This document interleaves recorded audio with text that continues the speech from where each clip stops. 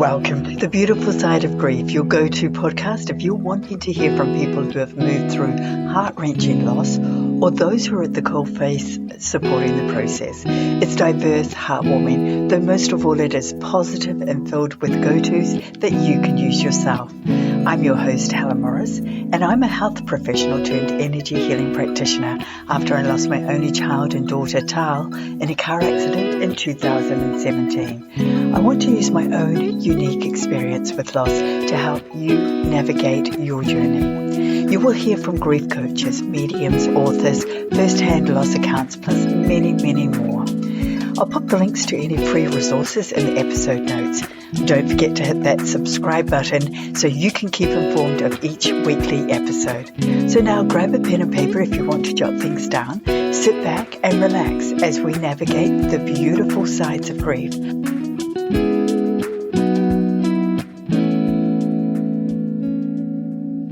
Today I'm talking to two wonderful ladies who've created something that's probably considered a little unique in the realm of card games. It's the Death Deck, and it's a lively and humorous card game that inspires meaningful conversations on what matters most in our lives and when we die. I'm excited to get to know a bit more about the game and its co-creators, LoCicero and Lisa Pahl. Laurie is a freelance writer and a creative storyteller, and she describes herself as an eternal optimist. She combines her personal stories of loss with her innate sense of humor to write about life and talk about death. She has written and directed independent films, documentaries, and a variety of live gala events. Her upcoming memoir offers readers an intimate look at loss and her discovery of post-traumatic growth that was a catalyst for creating the Death Deck. Her counterpart, Lisa, is a hospice social worker and emergency room crisis interventionist. Lisa's goal is to help people cope with illness, dying, and grief. She holds a passionate belief that peace at the end of life begins with meaningful conversations over time, and she engages people in talking about and preparing for this difficult stage of life. She's also a licensed clinical social worker in both the trenches of ER and within her true passion, working in hospice. And having witnessed hundreds of deaths, she is able to share innumerable lessons about truly appreciating life. Thanks for tuning in today, and it's a pleasure to have you joining us. This is going to be a great show with a great offer for you at the end. So let's get to it. So I never thought I'd be able to combine my passion of games and podcasting together, though today I'm going to get the opportunity to do so. So it's my pleasure to welcome the co-creators of the Death Deck, Laurie and Lisa. Hi, guys. Hello. Hello. Hi, Helen. Nice to see you. Yeah, good to have you both here. So first up, Lisa, I thought we'd just get to understand how you two got to know each other. Well, I met Laurie when I was the hospice social worker for her husband, Joe. He had pancreatic cancer, and in the last couple of weeks of his life, they brought in home hospice.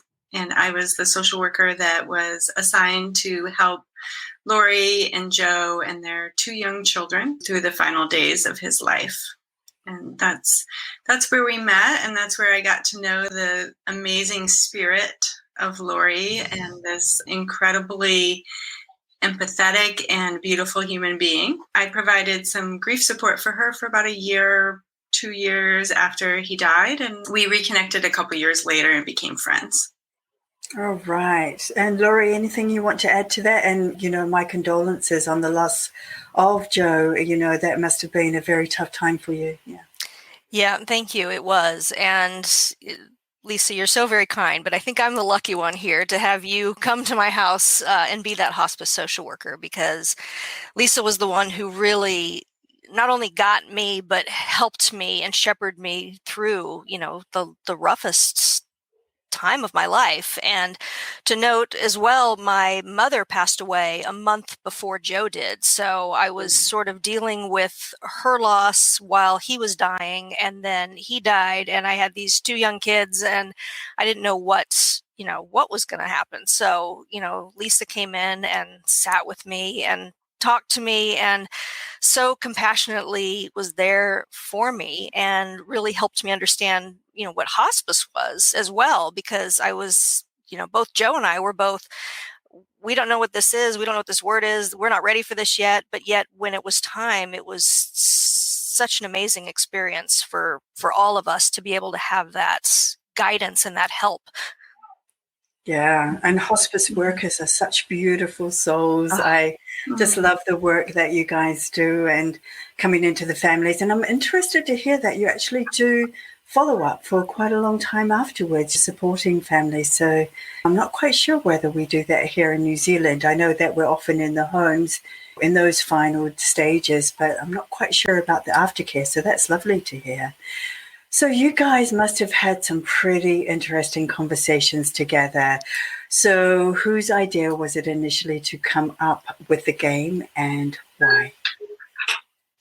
Well, I think it was both of us that really sort of came up with this idea that, people like me are all the time, like Lisa is seeing it all the time, and I experienced it firsthand for the first time of like end of life and being completely clueless, not having talked about it, not having been prepared for it, not knowing, avoiding it most of the time. And I say that, and yet years before, when Joe and I first got married, before we started a family, we went to the lawyer and we did the paperwork that we thought we were supposed to do.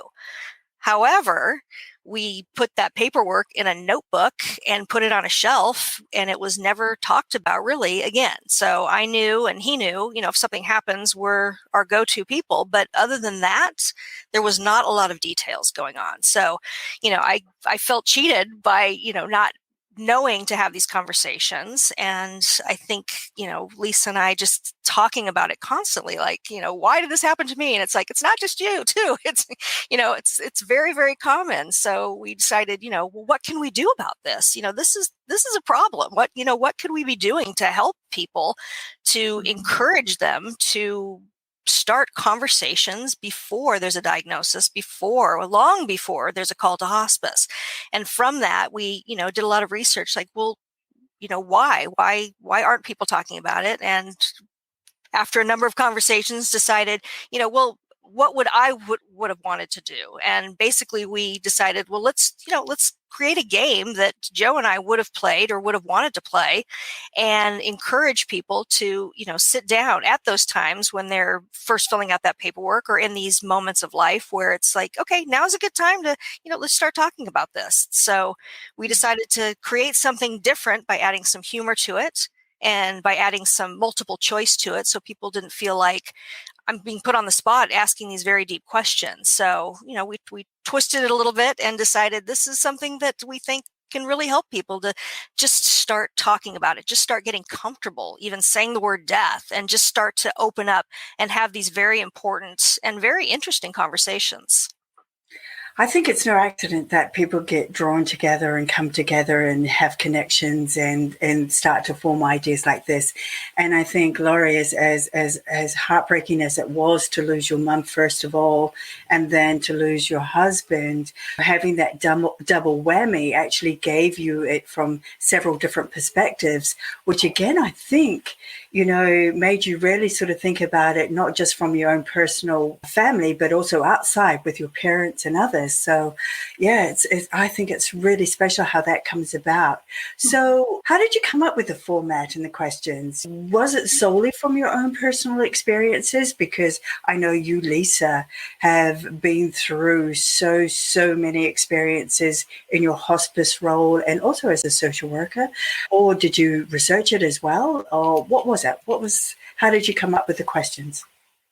Yeah, it was a nice combination, because at the time when we started working on the death deck, I didn't have many of my own personal losses to pull from. In the last year or so, I've lost 4 people. So I've definitely now have more personal experience to draw from. But at the time, we used the combination between Laurie's experience of the things she wished she had known about Joe and and her mom and what they would have wanted towards the end of their life. And then we used my experience working in hospice in the emergency room setting. So just looking at what do families wish they had known? What are the things that are really helpful to know? Things like how much pain medicine someone would want, how many visitors they would want, some of these questions that, as Lori was speaking about, it's so much harder when someone has a diagnosis to start having these conversations. Typically, people are focused on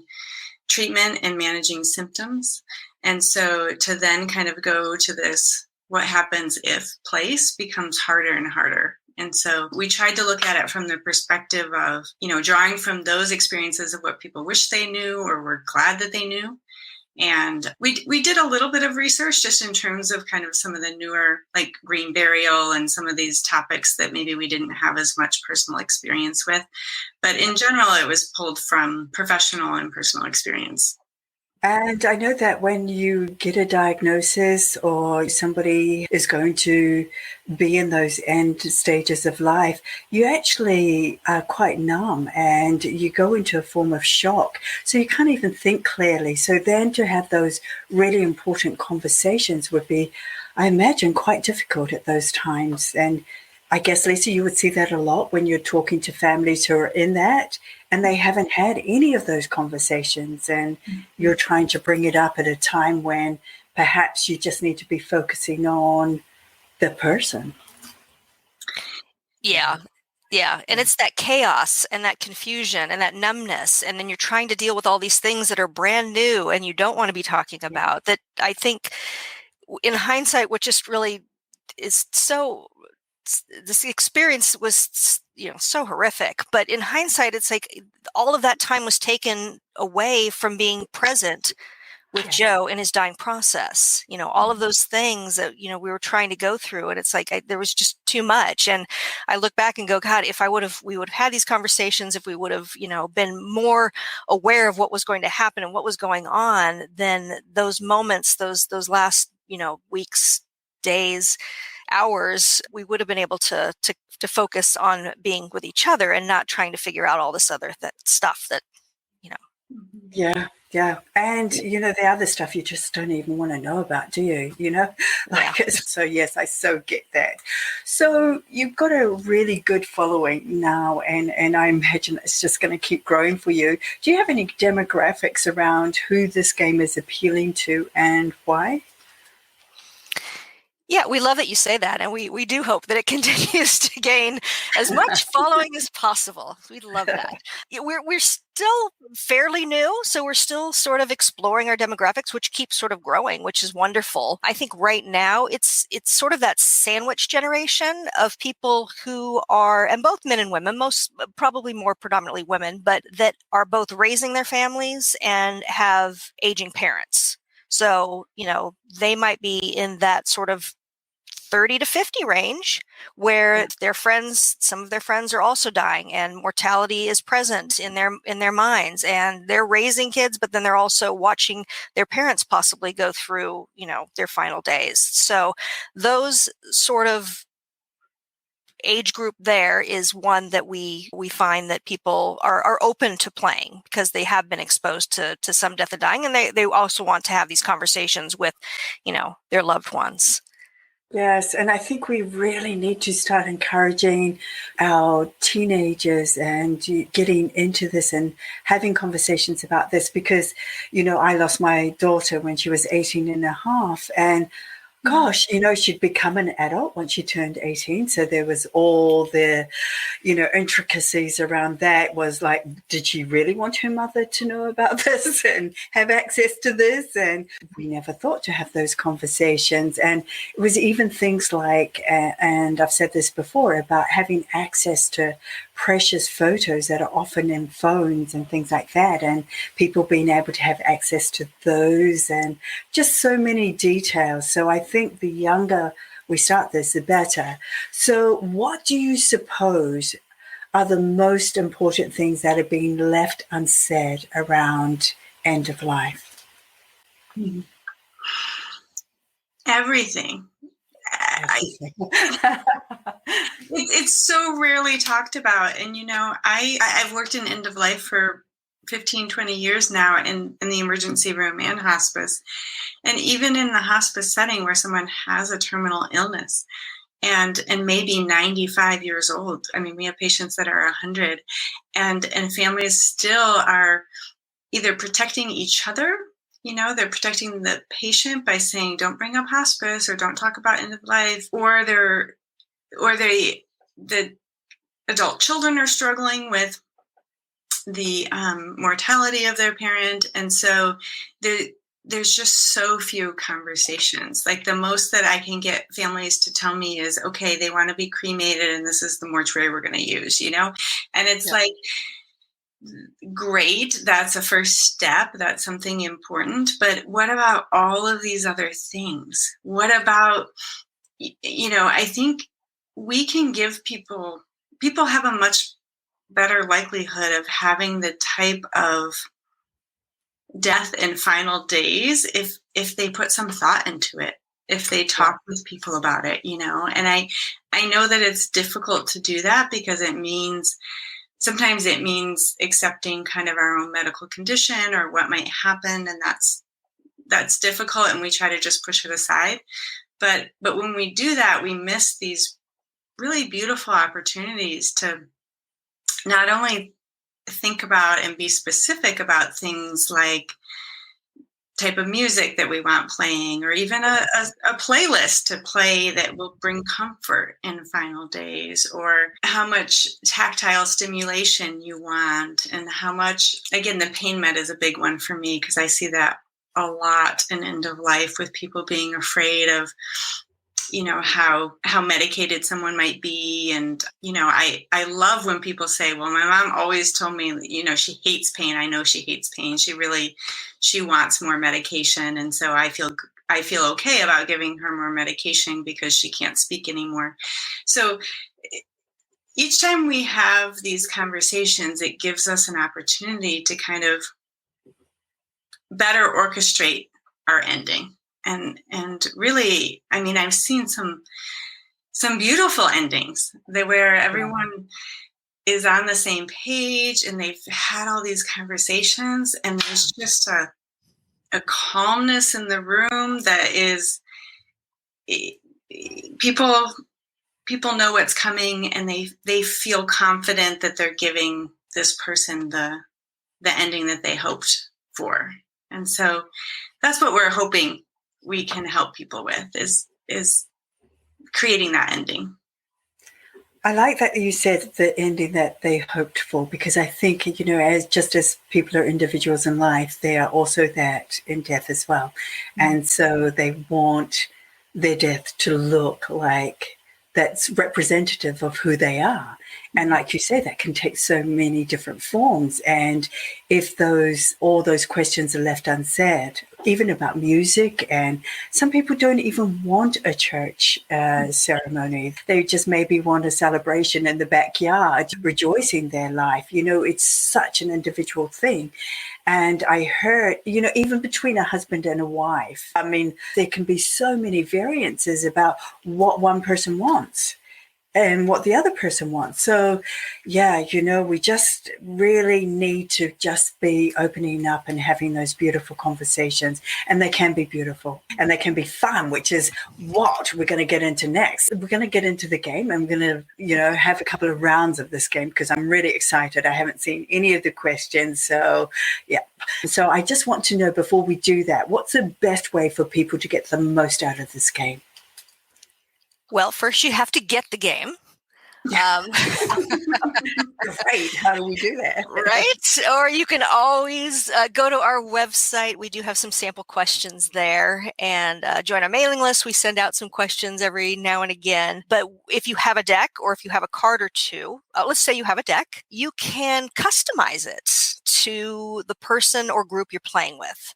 And we feel like that's a really great way to play, because if there's 112 questions in the deck, and we did that because we wanted to sort of run the scope of everything, life, death, afterlife, hospice. We wanted to have a lot of information and a lot of ground to cover. So, if you go into the game by pulling a couple of questions that we call it stacking the deck, that may play best to the audience you're playing with, that seems to be able to be a great way to go. Like when I have conversations with my dad, there's certain things that I want to ask him. So rather than point blank asking him, how do you feel about hospice?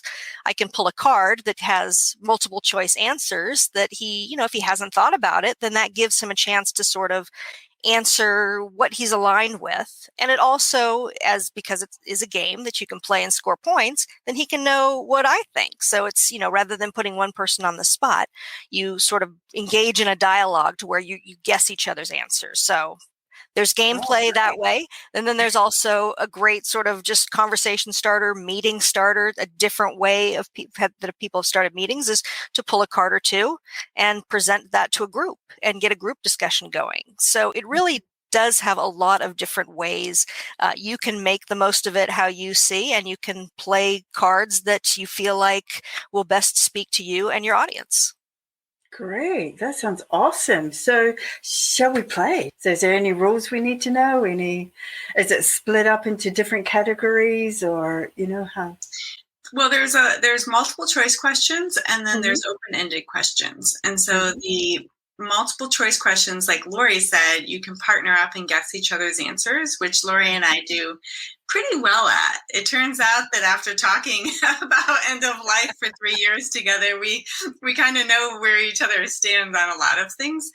Yeah. Although we have had some surprises because, your thoughts change when you hear someone else talking about a topic and you're kind of like, what, actually, maybe I am more of a B than an A. So the open-ended questions are purely just conversation, not multiple choice. I mean, and so you can't guess. Well, you could try to guess someone's open-ended question, but that would be a lot harder. So yes, we can decide. I think the multiple choice we were able to add a little more humor into those because we have the answers that we can make a little cheeky. So I think we should start with multiple choice. Okay. And I like that you can, play it a number of times. And actually, the more you play it, the more you actually form the ideas of what you actually want. So what you maybe said in the first game can be quite different by the third or fourth time you're playing it. Yeah, and that's a great point. This is one thing that really surprised Lisa and I when we created the game. So again, 112 cards, 80 of them multiple choice, 32 open-ended. And we thought, well, that's enough cards for people to play maybe 4 or 5 times to get, to get to know people or to play different people, so you can use it a number of different times. But what we found when we started doing test groups and we started having, groups of couples and friends play is that, this opened up topics that people generally don't talk about. So we were barely getting through, 5 or 6 cards with an hour and a half of play. I mean, once people, started talking, they wouldn't stop talking. So it was a really nice surprise that we had with the game. Great. Okay. Shall we do it? Yes. We can. All right. Lisa, do you have a card? I do. Awesome. Okay. First question. Timing-wise, what would be the best way to die? A, instantly, without warning or pain. B, within 3 months of a diagnosis, uncomfortable, but able to do a few last things. C, after a year of terminal illness, in pain, but time for my family and me to prepare. Okay, so my first instinct was instantly. Yeah, but then when you got to the final answer, then I was thinking, well, maybe it would be nice to have, some conversations with some people, but, I still think I would prefer instantly. That's my answer for me. And then I think for my family, I think they would prefer B. I think they would prefer a few months to kind of wrap their head around it rather than instantly. But for me, and I'll say selfishly, kind of in quotes, because I don't think it's selfish, but like the idea of just not waking up in the morning or something rather than going through a lengthy illness is appealing to me for Yeah. sure. Yeah, same with me. Yeah. I How just about want to you? live life, and then Yeah, when and then not. when it's time to go, just say hasta la vista, people. Well, Okay. Lisa, what do you think I would be? You're either a B or a C. I think that's my guess for you, a B or a C. I think actually C. Oh, Am I wrong? you know me so well. Oh, Yes. Indeed. Yeah. No, it would, I'm sure, be miserable. But like with grief, I mean, there were lots of balances I found. And Helen, I'm sure you can speak to this, and you do speak to this, that, the lightness and the darkness, oftentimes balance out. So as excruciating as, grieving or that experience would be, I have this feeling that it would also bring about some insight and lightness to the whole process. I also have 2 teenage kids, which I think, I would want to spend every moment I could with them. But I do keep going back to that, the process of, there are gifts there that you can find. So painful gifts, but they're there. Okay, shall we do another one? Let's do it. I've got one. Okay. All right. So, and we sort of talked about this, so it's a good one. I just pulled it randomly. So, when I can no longer tell you what I want to hear, please play A, my all-time favorite music playlist, B, audiobooks or inspirational words, or C, the sounds of the ocean or a river with a bedpan nearby. Oh, I like the bedpan added to it. Yeah, so definitely look, there's a reason I started a podcast, and that's because when I walk, I listen. I listen to inspirational stories of people that have done amazing things, and, that always helps me step forward in life. I think, people have gone through far more than I have, so, just pull up your big girl knickers and just get on with it, So for me, I would definitely put on something audio that I can listen to. Yeah. I've answered. Well, I'm going to give it away if I ask Lori to answer for me now, because I'm suggesting something. But so I'll wait and have you guess my next one. But I will say I typically answer music because I really enjoy music. But what I will say is that during COVID, during our year lockdown here in Los Angeles, I have been listening to so many podcasts, and I rarely have been listening to music because I'm just finding there's just a wealth of both humorous and inspirational podcasts out there. So at this moment in time, I think I would actually choose the same, Helen. I think I would. Wow. High five us across the world. That's right. Darn it. And I was going to answer A for you, Lisa. Well, yeah, as you changed said, it up. I changed it up today. Yes. And that's great. We love that. And Lisa, can you guess mine? It is music. Oh, no. See, I changed it up too. Ah! I'm in the B club now. I think COVID has changed us. I think so. I think so, indeed. In terms of what we're consuming, I think. Yeah. Yeah. Yeah. Okay. What made you change, Laura, do you think? I think what we've been saying. I mean, I think increasing listening to different people, different stories. There's just so much out there, and there's a richness to it that is new. I mean, music is wonderful and great, and I love to listen to all sorts of music, but there's something to be said about, hearing people's stories, and there's so many wonderful ones out there to just hear. It's never ending. So it would be something distracting in a way, but also enlightening, I think, to be able to listen to that. Now, I hope that the ocean sounds are coming from a window, because I'm somewhere where I can hear the ocean constantly and it's just natural. But, to actually have something being played wherever I am, it would be to do audiobooks or inspirational words. Yeah, great. Well, I've been spending time with my friend who's on hospice, and I've been taking her to the ocean in the evenings for sunset. And we just roll the windows down. She stays in her PJs, has her pain pump with her, and we roll the window down and just listen to the ocean and watch the sunset and talk, and the sound of the waves crashing. I mean, we're so fortunate to live so close to the sea to be able to do that, but it is very calming. So I would toss that in there in my mix. So that for me was very much a healing place to go after I lost Tal. And I would, drive for a couple of hours when I was living down in Hawke's Bay, just an hour from me now, to a beautiful, beautiful beach. But right at the end of it is all these rock pools, and I would just spend hours just looking for power showers. They're very, very difficult to find. So you can go there and not find anything. But, it's almost like a mindfulness. And it used to just stop me from thinking. I could hear all the waves and the water crashing up. I could feel it and the birds. And for some reason, that was just my most powerful healing place. I am right there with you. I was drawn to the beach. I was drawn into the ocean. I was, everything about it is just, I'm with you on that. It's such a blissful place to be. Yeah.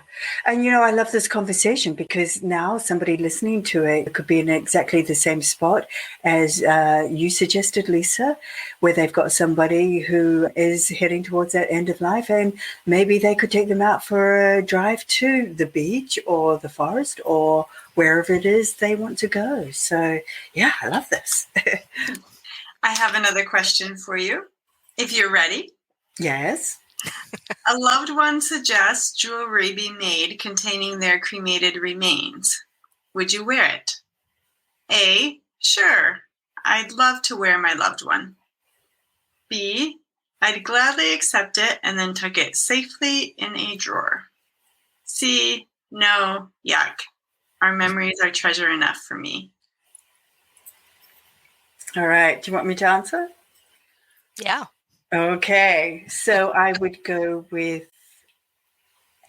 I was going to go with A, and then I really think it depends on your relationship with that person, because I know with my daughter, I never really wore jewelry very much, but I wear all of her jewelry now.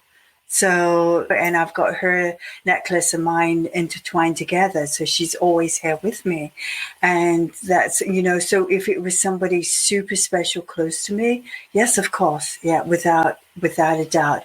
Maybe if it was somebody that I loved and treasured, but maybe I didn't have quite the same connection with them, I would probably pop it in a drawer and, value it every time I looked at it and say, oh, yeah, you're still here with me. Something like that. Yeah, I think it's true. I think it's hard when, obviously, there's differences in terms of the relationship with the person and how you might feel in that situation. Lori, do you want to guess my answer on this one? Oh, you're A. You're all into the jewelry. I am. I am. I keep wanting to get a diamond made of my grandmother's remains, but it's really pricey. It's, they have these, I could certainly, there's all kinds of new and exciting things in the death space now, which is really wonderful. All these, companies and people who are saying, let's find ways to really memorialize people and these sorts of things. And so there's lots of wonderful things, and I am on board with all of it. Yes. Certainly, I just have a lot of ashes and cremated remains in my home that I'm not sure what to do with yet, but I'm going to get there. A big diamond. Yeah. The bigger, the better. And I think it's so beautiful. Like you say, Lisa, there's so much really arty stuff out there that you could have, on display and people be totally none the wiser. Yeah, there's vases and pottery and, all sorts of artistic objects that could be in your home that have the, cremated remains kind of swirled within them and just made into these very beautiful, beautiful objects. Just as an aside, I never even thought about it. I've got my daughter, she's cremated and she's with me wherever I go. And then one day somebody asked me, where she was buried, and it never, ever occurred to me that she wouldn't be with me. So it's funny, because I thought, oh, yeah, that's what people do. They go and bury them and have some place they can go. Well, she's just always with me. So, yeah. Yeah, and on that note, I distributed my husband's ashes in the ocean in Kauai, and just a special place for us, which was just a wonderful but heartbreaking trip to do that. But for me, the ocean is very large, so I feel like he is part of the ocean. So whenever I am at the ocean looking out, I think while grieving as well, I just, I knew he was part of the earth, but back part of that ocean. So yeah, beautiful. It's very special. And Lori, is your answer A? It is now, yes, Lisa, knowing me all well. I think originally it would not have been.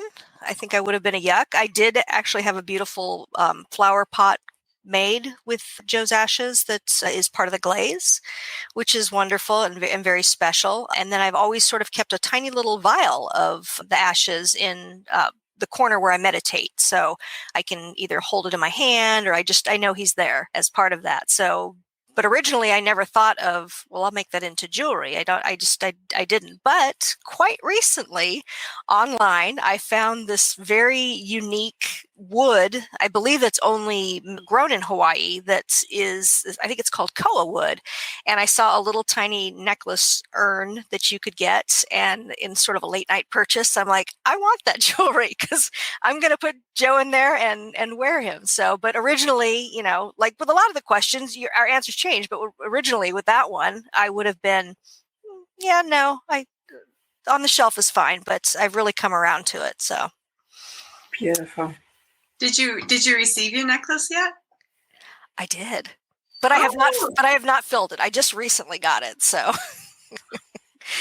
so I have a little bit of the ashes left for the kids if they want to do something like that with the remainder. I've kept a little bit, so it's there for whatever it ends up being. I love that, Lori. Thank you, Lisa. Do you have another question, Lori? I do. Do we have time for one more question? Yeah, let's do it. Okay. Or do we have time for one more open-ended question? Why not? Okay. We'll throw it in the mix because we were kind of talking about this one as well. So this one is titled DIY, pun intended, and it is, if you could plan your own celebration of life party, where would it take place and what would be the theme? Oy. All right, so definitely red wine. That would be in the mix there. Rosé, a beautiful rosé, a red wine. I think on the beach again. I just think with the waves and, on a beautiful day, well, maybe I might not have control over that, but definitely, and just keeping it nice and simple. I just want people just to be able to show up, be relaxed, share some stories, share something to eat, share something to drink, just come and go as they please. I probably wouldn't want it too structured. Would probably have some music playing as well. And yeah, really laid back, really just a celebration. Let's just swap stories, let's hug, let's do whatever we need to do. And yeah, that would make me very, very happy. Beautiful.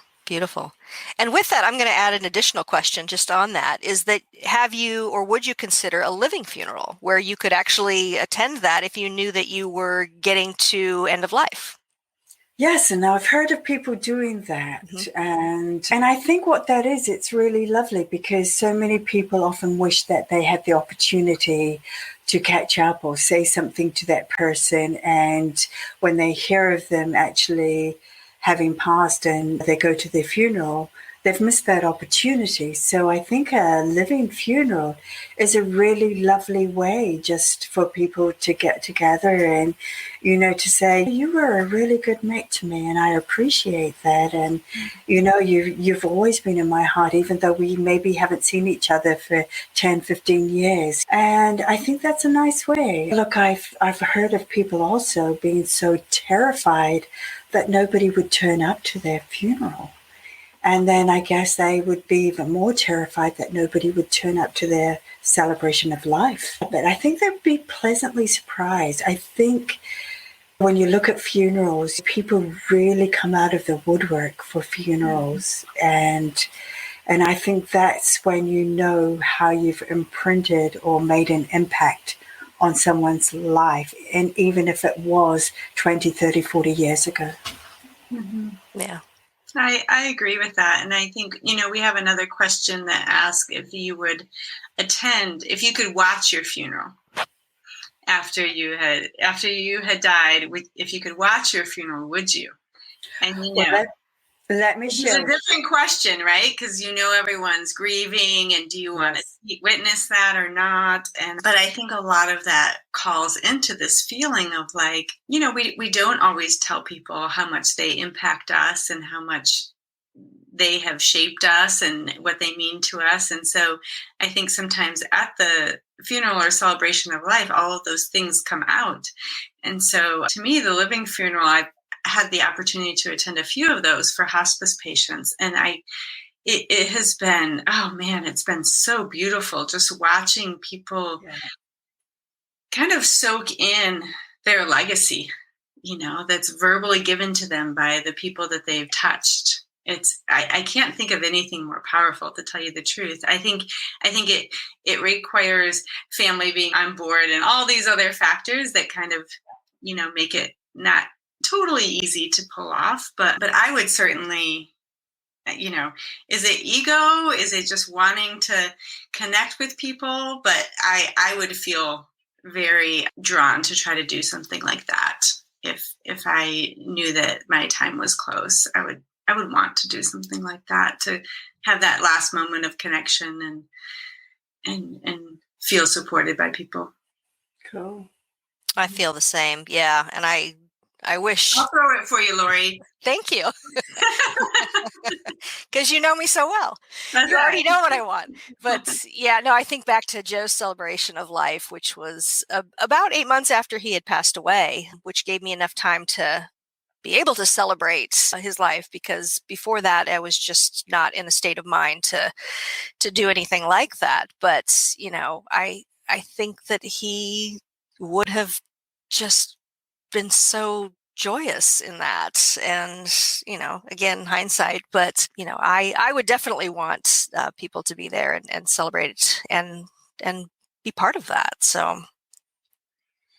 And Lori had the most beautiful celebration of life for Joe. Oh, beautiful.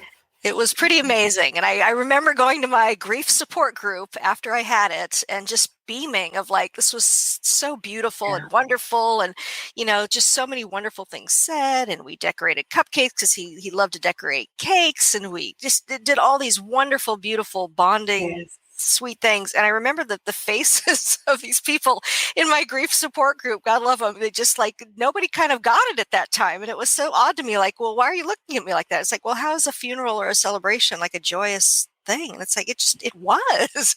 I don't know how to explain it, but it just, it was wonderful.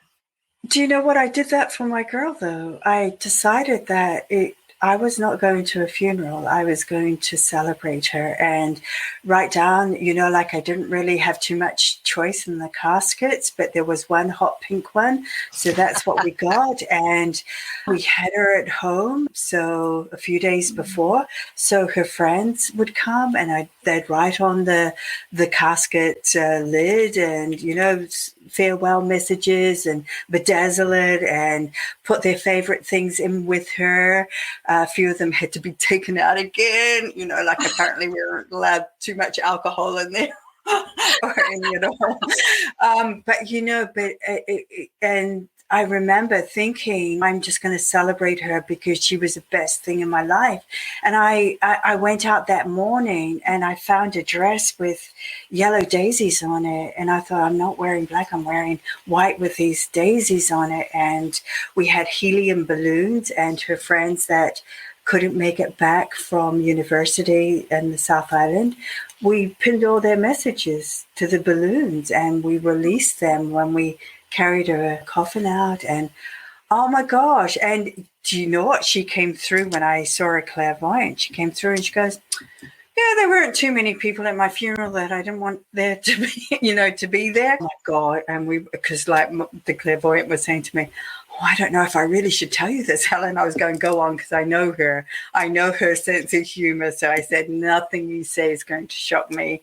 But she loved it. She absolutely loved it. And her schoolmates did the haka for her, which is a very Kiwi New Zealand thing to do. And that was just, everything stopped. And it was just, I was very, very, what was I? I was very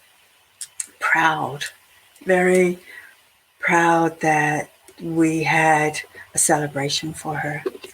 That's so beautiful, Helen. Yeah. You should be proud. Yeah. That's wonderful. Yeah, lovely. Yeah, well, she was quite bossy in life, and I think she's still quite bossy. So there was pretty much her directing behind the scenes, I think, like, no, Mom, not that. I'm not doing it that way. And this is why I call my podcast The Beautiful Side of Grief, because I can sit here and laugh and reminisce about her and like that. And that is what she has done for me since day one. She has been able to leave me with the most beautiful, beautiful memories and feelings. And yes, I have days where I just am heartbroken we're not here together, and heartbroken, she always wanted me to be looking after her children. She kept saying, you'll be looking after my kids, not me. And that was always a joke between us. So, so those things I get a little bit heartbroken about, but for the most of it, I'm very, very grateful. It's beautiful. Yeah, the gifts they leave behind for us is just amazing. Yes. Amazing. Yeah.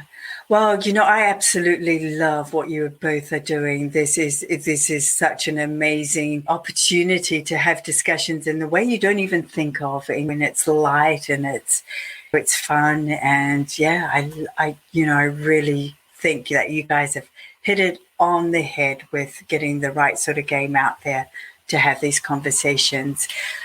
But there was one last thing I want you just to have a quick discussion with me about, and that's about the awesome conversation project that you're currently supporting.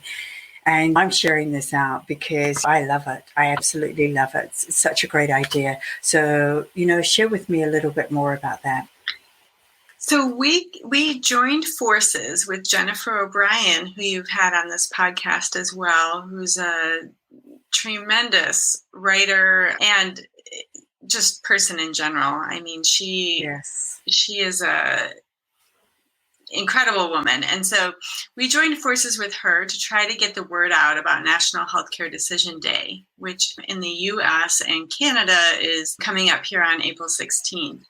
And so a few months ago, we started meeting on Zoom and talking about this campaign. And so we reached out to a whole bunch of journalists and told them about this important day coming up. And then we developed a social media campaign surrounding that. And the whole idea is, we want people to play our game and have these conversations, but we also want them to take the time to do the important steps that are, legally binding documents. And so we're trying to help get the word out about the importance of putting your wishes in writing. And the Conversation Project is a terrific, organization that focuses on advanced care planning. And they have these conversation guides that they now include specifically around COVID-19, around if you have a seriously ill child, if you have a family member with dementia. And so it's how do you start these conversations? How do you document wishes? And then actually doing it, which is the important piece. And so we thought, you know what, this is a day that has been decided is, you know, a holiday of sorts. And so we're going to lean into that, and we're going to try to get as much publicity and information sharing around this day. And so that's what we've been doing starting April 1st. We started posting on Instagram and Facebook and Twitter and kind of trying to get the word out. Perfect. And I'm going to add the link in the episode notes to that as well, you know, because I think it is such an important, like you say, not only to have those conversations, but to document it as well. So, you know, great work you're both doing there. So let's finish up. Okay, so I want from each one of you, what is the best thing that has happened to you either today or this week? Ooh, that's a fun question. Wow. Lori, I know your answer. No, you do not. Oh, this isn't a guess your partner's answer question? Well, go ahead, Lisa. What is the best part of my day or my week? I know what you're going to say. Your dog you got yesterday, but maybe that isn't the best thing. We did bring in a new furry family member, which has been most delightful, but that's not what I was going to say. Oh, I'm wrong. Okay. Well, in sort of what I was saying before, in the balances of grief and death, of experiencing the darkness with the light and those high notes and low notes that balance each other. I did spend a very stressful day today at the DMV getting my daughter to get her learner's permit test. And it was just very stressful, especially with COVID, not being able to go in, the hours of waiting. I mean, it was really, really an awful time. However, that's the darkness. This is your best experience, Lori. Well, I'm getting to that, Lisa. So that's the darkness. But from that, I realized that I had 6 hours of time, minus the 30 minutes of test taking, that I got to spend with my teenage daughter. So we were able to talk, and we were stressed out together, but we made lists of things, and we talked about movies that we wanted to see. And it was a beautiful thing. And that's what I choose to focus on from the day. So it was a beautiful experience to be able to have that with her. Oh, I could have done without the DMV part, but if that's what got us there, that's what got us there. So that was a very long-winded answer. So that's a great answer. The dog's just a bonus. The dog was a bonus. That would have been my second one, Lisa. Oh, what sort of dog? Just before we move on to you, Lisa, what sort of dog? It is a lab mix. So an 8-month-old, a little out of the puppy range, but still a puppy. But she seems to be house trained and crate trained. We don't know for sure yet. It just happened yesterday. But we've been wanting a dog. Our Daisy, our dog, passed away during COVID last year, and we are just now all ready to bring in another dog to our family. So we found her, and we adopted her from a rescue, and so far she's been just a very loving addition. So beautiful. I love that. And dogs are therapy. Animals are therapy. Absolutely. Our cat died around Christmas, and we got a couple new kittens in January, very shortly after.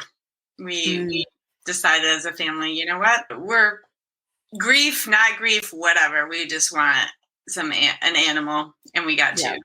So I'm going to be kind of a copycat, Lori, and say my son, he's 12 and a half. Mm-hmm. And he has been on spring break for a week.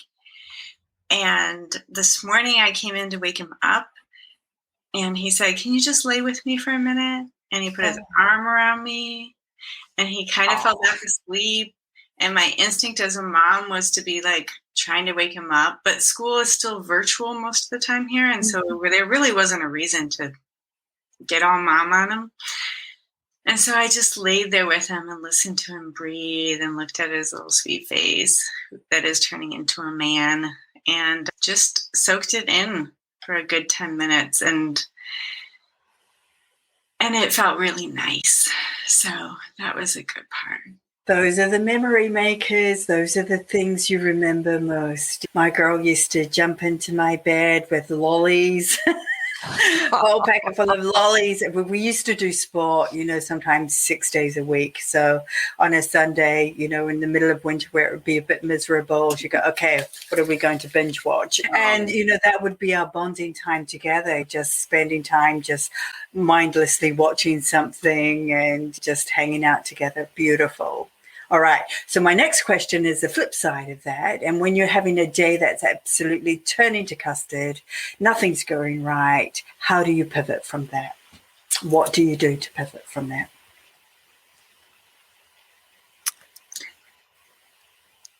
Wow.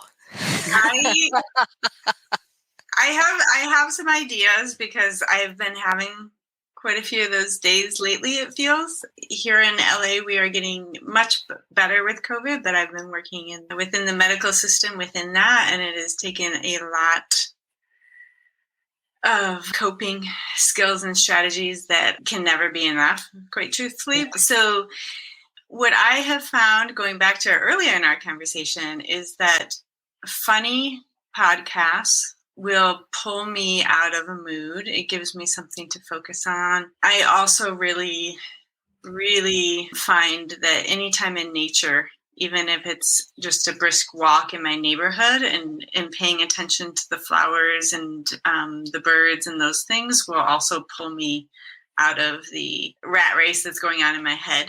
And so, and then my two little kittens that we that we have now that just are playful enough to give me something to laugh about and focus on.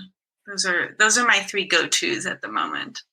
Oh, those are wonderful, Lisa. And I can't even begin to imagine what it must be like for you coping in, a health system that's just been really overloaded and just even putting on all that PPE day in, day out. So my heartfelt thanks to you for stepping up to that plate and doing that. That's, wonderful. Laurie. So my go-to is meditation.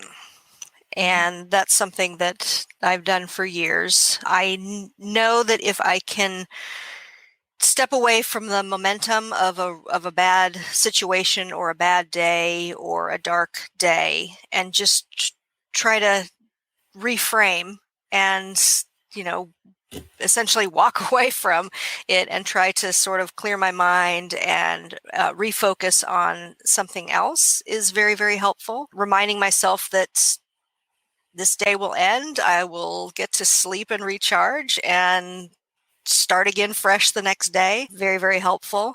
And like you, I think we're kindred spirits because I know that if I can get myself down to the ocean or, I've been lately when I've been cooking and it's been a stressful day, I just will put on a YouTube, just turn the volume down and they have these shots over Hawaii and it's just helicopter scenes of water and ocean and beach for an hour. And it's if I can just look up at that, it's okay. I'm fine, calm, great. So that's what I typically do. That's wonderful. Thank you for sharing that. And your 3 takeaways for our listeners. Okay, so your 3 takeaways. There is no timeline in grief. There can be unexpected blessings that come out of going through something that is incredibly hard. And full accepting of our mortality can help us live our lives to the fullest. So I think Lori and I have talked many times about the idea of things happening for a reason and kind of the shift from that being that really wonderful things can come out of hard situations.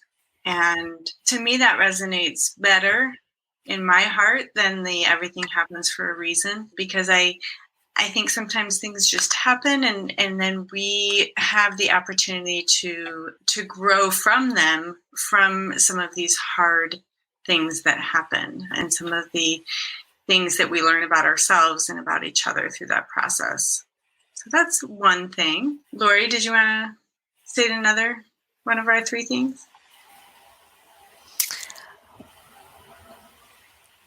Yes. I was Maybe a so different thing. I was so inspired and deep in thought. There's just been so much that we've covered that it's been incredible. And you did say that so well. And Helen, what you relayed there of what we were talking about. I mean, it just, yeah, I mean, don't be afraid to talk about death. I mean, it's something that, we shouldn't be avoiding because it really can help in the end. And to that note, I mean, we have the ability to orchestrate our own endings in a way of, we can't orchestrate everything, but if there are things that we want, we need to let people know. We need to tell people, write it down, let your healthcare proxy know, or your family members know that, this is what I would like for my ending. And ending is, it's that transition to the next, but it's something it's a huge life event. Death is a huge life event. So, you can to let people know what you want, and that takes the pressure off of other people second guessing. And it's really sort of a gift to, your family to let them know. So the last thing is that there is no timeline in grief. And I really see that time and time again in my work in hospice, in my own personal experience, in my time with others that grieve. And, we set up these ideas about what grief looks like and these stages of grief, but really grief is a lifelong experience. And we mourn those that aren't with us, but we also incorporate who they are and what they meant to us in our everyday lives. And we find ways to find peace in that grief, and we find meaning in that grief, but there is no timeline for grief. Fantastic. And the last thing we're going to finish off is that you lovely ladies have offered a special coupon code, GriefPod5, which I'll also put in the episode notes, that people can get a discount on purchasing a deck of your death cards. So, I really appreciate you both for doing that. And, if you want to make the most of that, jump on straight away after you've listened to this podcast and make the most out of getting that coupon as well. And Lisa and Laurie, I just want to say my heartfelt thanks to you both for sharing this incredible card game that you've developed and the wonderful conversations that can happen because of it, and just for being so vulnerable in your stories and what you've shared with us today. I think our listeners are going to just get so many pearls out of what you've both shared. So thank you. Thank you. Yeah, thank you, Helen. This has been really, really wonderful. I enjoyed talking with you today. Thank you for listening. If you enjoyed this episode today, feel free to share it with others. Hit the subscribe button so you can be notified of each weekly episode. Also, rate and review, especially if there is more you want to know that perhaps we didn't have time to touch on today. And if you are after resources to help you out on this journey, head to healingtobeYou.com and check those out there. So until next time, be kind to you, and thank you for joining us on the beautiful side of grief.